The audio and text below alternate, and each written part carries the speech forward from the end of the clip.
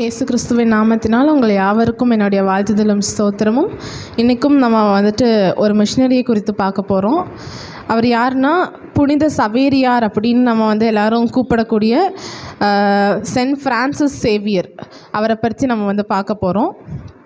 இவர் இயேசுவின் போதனைகளை முழுமையாக கடைப்பிடிப்பதற்காக அவரோட வாழ்க்கையை அர்ப்பணித்தவர். அவர் நம்ம இருக்கக்கூடிய கோயம்புத்தூர் மாவட்டத்தில் சவேரியார் பாளையம் அப்படிங்கிற இடத்துல அவர் கட்டின ஆலயத்தை இப்போ புதுசாக கட்டி சென்ட் ஃப்ரான்சிஸ் சேவியர் சர்ச் அப்படின்னு சொல்லிட்டு இப்போ அந்த ஆலயம் ஒரு பிரம்மாண்டமான ஆலயமாக அந்த இடத்துல இப்போ காட்சியளிக்குது. அவருடைய பிறப்பு பார்த்தோம்னா புனித ஃப்ரான்சிஸ் சேவியர் ஏப்ரல் 7, 1506 ஸ்பெயினின் நவரே மாகாணத்தில் உள்ள சவேரியார் கோட்டையில் பிறந்தார். அவர் 9 வயசாக இருக்கும் போதே அவருடைய அப்பாவை இழந்துட்டார். அதுக்கப்புறம் அவங்க அம்மாவோட வளர்ப்பில் தான் வளர்ந்து வந்தார். அப்போவே அவர் அவரோட ஆரம்ப கல்வியெல்லாம் முடித்து அவருக்கு எசுப்பானியம் அப்படிங்கிற மாதிரி நிறைய மொழிகளில் அவர் புலமை பெற்று இருந்தார். திருச்சபையோட வரலாற்றில் கத்தோலிக்க திருச்சபையோட வரலாற்றில் ஒரு முக்கிய நபராக அவர் இருக்கிறாரு. அவரோட நவீன காலத்தின் சிறந்த ரோமன் கத்தோலிக்க மறைப்பணியாளர்களில் ஒருவராக இவர் போற்றப்படுகிறார். இவர் இயேசு சபையை முதலாக நிறுவியதில் முக்கிய பங்காற்றாக இருக்கிறாரு. ஆசியாவின் பரந்த பகுதிகளில் கிறிஸ்துவத்தை பரப்புவதற்காக அவரோட வாழ்நாள் முழுவதையுமே அர்ப்பணித்தார். ஆரம்ப கால வாழ்க்கை அவர் ஒரு உயர்குடி குடும்பத்தில் ஃப்ரான்சிஸ் சேவியர் பிறந்தார். அவரோட ஆரம்ப கல்வியை அவர் பயின்றார். பின்னர் பாரிஸ் பல்கலைக்கழகத்தில் தத்துவத்திலையும் கலையிலையும் அவர் புகழ்பெற்ற ஒரு கல்வி வாழ்க்கையை அவர் தொடர்ந்தார். அங்கே படிக்கும்போதே இயேசு சபையை சேர்ந்த தலைவரான இக்னேஷியஸ் லயோலா அப்படிங்கிறவரை அவர் சந்தித்தார். அவர் சொன்ன ஒரு விஷயம் இவரை ரொம்பவே பாதிச்சுது. உலகமே ஆதாயமாக்கினாலும் மனிதர் தம் ஆன்மாவை இழப்பாராகில் அதனால் அவருக்கு வரும் பயன் என்ன அப்படிங்கிற அந்த வசனம் அவரை ரொம்பவே பாதிச்சுது. அதுக்கப்புறம் அவர் இயேசு சபையை நம்மளும் சேர்ந்து வளர்க்கணும் அப்படிங்கிறதுல அவருக்கு ஒரு பெரிய தாக்கம் ஏற்பட்டு அவரும் அவங்களோட இது கூட சேர்ந்து நடத்துகிறாரு. அவரோட எல்லா போராட்டத்திற்கும் பிறகும் ஃப்ரான்சிஸ் இக்னேஷியர் அவரோட அர்ப்பணிப்பு அப்புறம் அவரோட தியாக வாழ்க்கையின் அழைப்பிற்காக அவர் செவிசாய்த்தார். 1534 ஃப்ரான்சிஸ் சேவியர், இக்னேஷியஸ் அப்புறம் அவங்க கூட ஒரு 5 பேர் அவங்களோட குழு சேர்ந்து பாரிஸின் மாண்ட் மலையில் அவங்க நிறையா ஜபங்களை மேற்கொண்டாங்க. இதுதான் இயேசு சபையோட தொடக்கத்தை இந்த இடத்துல குறிக்குது. அவங்க 1537 ஜூன் 24 அவர் குருவாக திருநிலைப்படுத்தப்பட்டார்னு சொல்கிறாங்க. அவர் இயேசு சபையை சேர்ந்த நிறைய கல்வி பணிகளில் கல்லூரிகள் ரொம்ப மிக முக்கியமானவை. திருச்சியில் Saint Joseph college, Loyola college, Palayamkottai Saint Xavier college இதெல்லாம் முக்கிய பணியாற்றுது. இதில் அவரோட மறைப்பணி ஃப்ரான்சிஸ் சேவியரின் மறைப்பணி, அசாத்தியமான வைராக்கியம், விரிவான பயணம் இதெல்லாமே அவரோட நற்செய்தியை பரப்புதல ஆழமான அர்ப்பணிப்பு எல்லாமே இருக்குன்னு சொல்லலாம். கிழக்கிற்கான பயணத்தில் தான் 1540 போர்த்துகல் மன்னர் 3ஆம் ஜான் மற்றும் திருத்தந்தை 3ஆம் பவுலின் ஒப்புதலுடன் அவர் போர்த்துகீசிய மன்னன் தமக்கு கீழே இருந்த எல்லா நாடுகளுக்கும் குருக்களை அனுப்பணும் அப்படிங்கிற ஒரு இதனால ஃப்ரான்சிஸ் சேவியரும் கிழக்கிற்கான அப்போஸ்தலர் ஊழியனாக அனுப்பப்பட்டார். அப்படி தான் அவர் வராரு. அதுக்கப்புறம் ஒரு நீண்ட நாள் மற்றும் கடின பயணத்தை தொடங்கி 1540 ரோமில் மே மாதம் வந்தார்.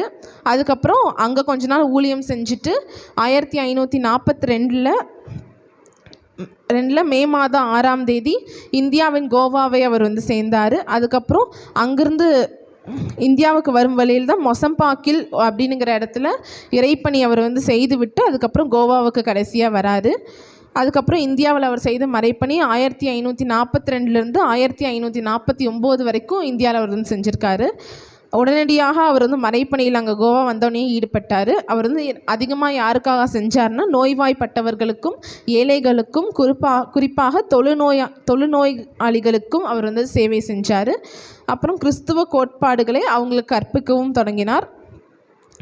கோமரின் முனைக்கிழக்கு கடற்கரையில் உள்ள ஏழை முத்துக்குளிப்போர் மத்தியில் அவர் குறிப்பிடத்தக்க வகையில் நிறையா பணியாற்றினார். அப்புறம் அங்கே இருக்க உள்ளூர் மொழிகளையும் கற்றுக்கொண்டார். அவரோட அடிப்படை கிறிஸ்துவ ஜெபங்களை வந்துட்டு தமிழில் மொழிபெயர்த்து கொடுத்தார். அவர் கோவாவை இயேசு சபையின் மறைப்பணிக்கு ஒரு மையமாக அவர் வந்து தேர்ந்தெடுத்தார். நிறையா பேர் அவர் வந்துட்டு மதம் மாற்றினார்.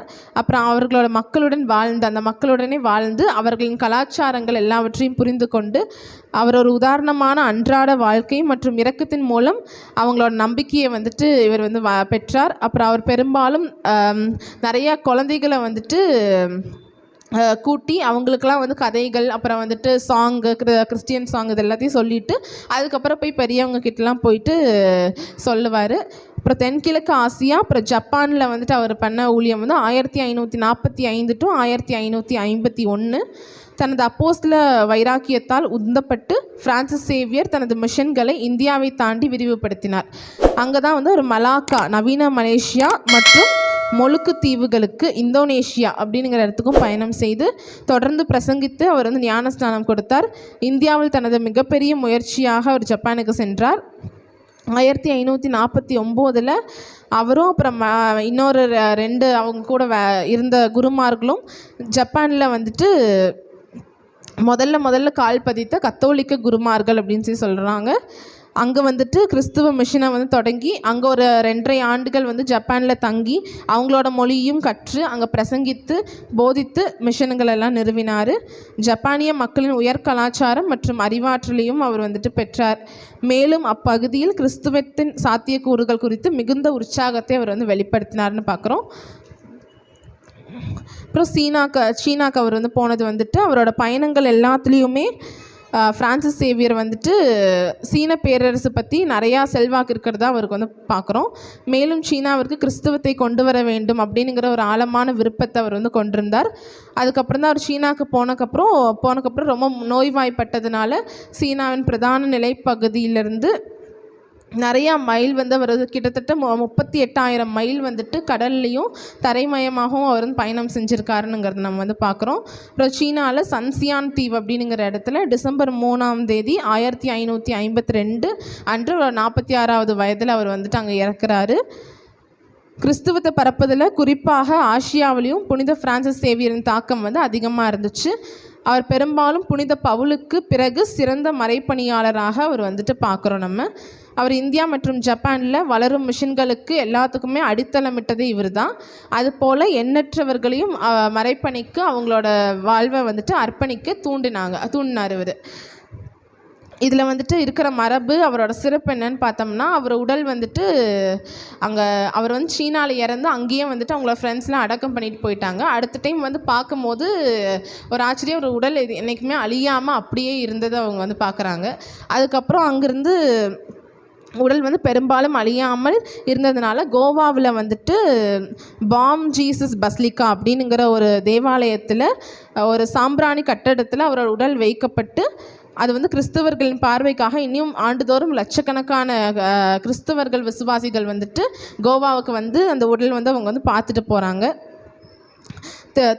அவர் 1622 தான் திருத்தந்தை கிரிகோரி வந்துட்டு அவரை வந்து ஒரு புனிதராக அறிவிக்கப்படுறாங்க.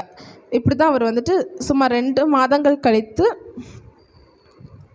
ஆழமான அர்ப்பணிப்பை வந்து காட்டுது. அவர் வந்துட்டு புனிதராக போற்றப்பட்ட பிறகு அவரோட வாழ்க்கை, நம்பிக்கை, அவரோட நற்செய்தி அறிவிப்பு எல்லாமே வந்துட்டு இப்போ தன்னலமற்ற தியாகம் எல்லாமே அவரோட ஆழமான அர்ப்பணிப்பு இந்த இடத்துல நம்ம வந்து காட்டுது. ஆமீன்.